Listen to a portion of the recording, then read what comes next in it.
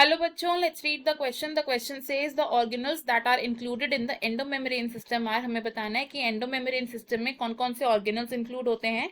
इस question में हमारा की concept होगा to know about endomembrane system.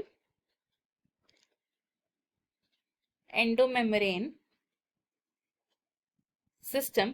Endomembrane system present होता है in the eukaryotic cells. It is present in eukaryotic cells. Eukaryotic cells पे प्रेजेंट होता है division of labour and compartmentalisation, which means कि सभी ऑर्गेनल्स अपना स्पेसिफिक फंक्शन को perform करते हैं. एंड एंडोमेम्ब्रेन सिस्टम में इंक्लूड किए जाते हैं वो ऑर्गेनल्स जिनका फंक्शन एक दूसरे के साथ कोऑर्डिनेटेड मैनर में होता है. Organelles that have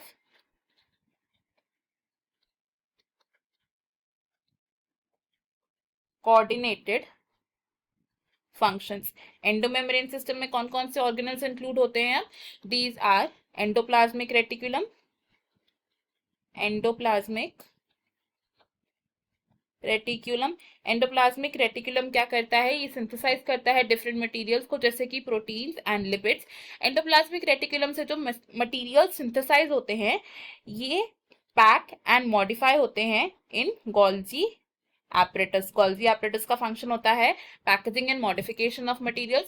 Golgi apparatus की फंक्शनिंग से बनता है एक और organelle which is called lysosome. Lysosome में प्रेजेंट होते हैं हाइड्रोलिटिक एंजाइम्स जो डिफरेंट मटेरियल्स को डाइजेस्ट कर सकते हैं.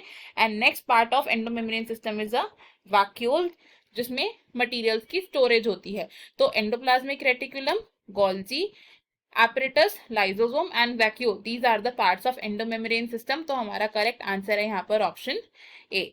बाकी के ऑप्शंस क्यों इनकरेक्ट है अब ये देखते हैं. ऑप्शन बी हमारा रॉन्ग है because mitochondria and ribosomes endomembrane system के पार्ट नहीं होते हैं.